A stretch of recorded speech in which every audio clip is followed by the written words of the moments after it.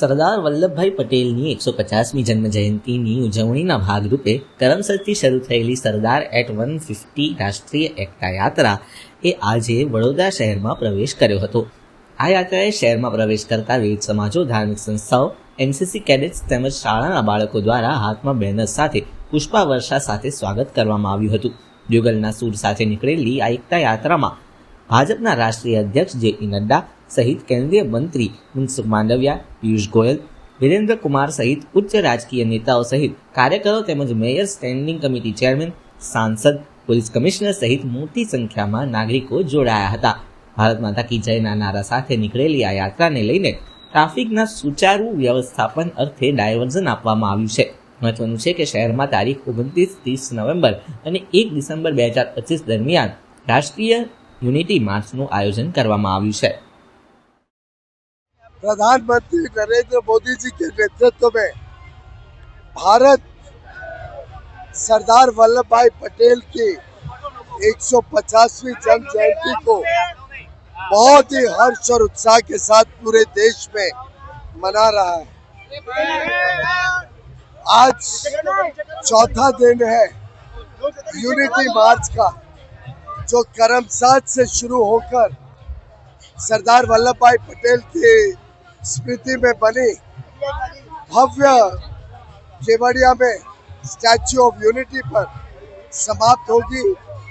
150 kilometre की इस यात्रा में जो उत्साह, जो उमंग, जो उमड़ के लोग आ रहे हैं, उनको देख के मैं समझता हूँ आज पूरे देश में सरदार साहब के किए हुए कामों का, सरदार साहब ने जिस प्रकार से देश की एकता और एकजुटता को अखंड बनाया, 562 से अधिक जो राज्यों को जोड़कर भारत के साथ एक देश बनाने का काम किया, उसकी नमन में ये यात्रा अस्मरणीय है. और वास्तव में जिस प्रकार से मेरे मित्र मनसुख भाई मांडविया ने आज 1500 से अधिक स्थानों पर देश भर में इसी प्रकार की यात्रा निकलवाई, जो उत्साह सब जगह देखने मिला. हजारों की संख्या में लोग जुड़ते जा रहे हैं. अलग अलग अनुभव, स्कूल के बच्चे हो, टीचर्स हो, व्यापारी हो, हमारे खेडूत हो, किसान हो.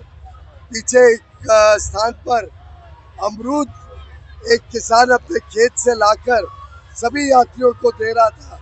उनको इतना आनंद आ रहा था कि सरदार साहब की आज 150वीं वर्षगांठ पूरा देश, भारत प्रधानमंत्री मोदी जी के मार्गदर्शन में एकजुट होकर मना रहा है.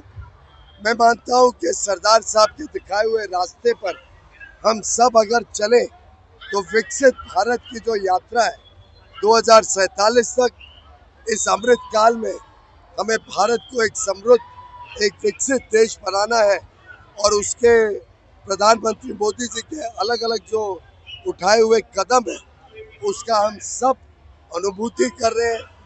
पिछले तिमाही में 8.2% की जो भारत की अर्थव्यवस्था में वृद्धि हुई है, वो भी प्रधानमंत्री नरेंद्र मोदी जी के जो कर्मठ काम, जिस प्रकार से उन्होंने देश की अर्थव्यवस्था को आगे बढ़ाया, देश की अर्थव्यवस्था को मजबूत बनाया और विश्व में भारत की साख बनाई, उसका परिणाम भारत की बढ़ती हुई अर्थव्यवस्था, भारत में लोगों तक, सामान्य मानवी तक जिस प्रकार से आज विकास पहुंच रहा है, इस सब को जब जोड़े तो हमारी विरासत, हमारी संस्कृति को भी हमें संभाल के रखना है.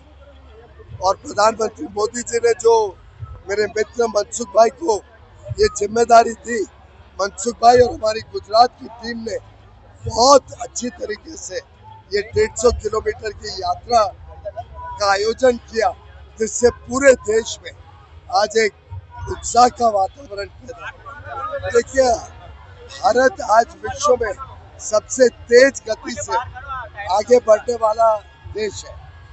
आपने देखा होगा कि IMF जैसे, वर्ल्ड बैंक जैसे बड़ी बड़ी संस्थाओं को लगता था कि भारत कमजोर होगा, भारत की अर्थव्यवस्था कम तेजी से बढ़ेगी। उन सबको गलत साबित करते हुए मोदी जी की नीतियों के कारण आज देश तेजी से आगे बढ़ रहा है और मुझे विश्वास है आने वाले 2-3 दशक तक मोदी जी के नेतृत्व में भारत भी तेजी से प्रगति करेगा, भारत की अर्थव्यवस्था भी प्रगति करेगी और 140 करोड़ भारतवासियों का जीवन और सुख समृद्धि से और अच्छी तरीके से आगे बढ़ेगा।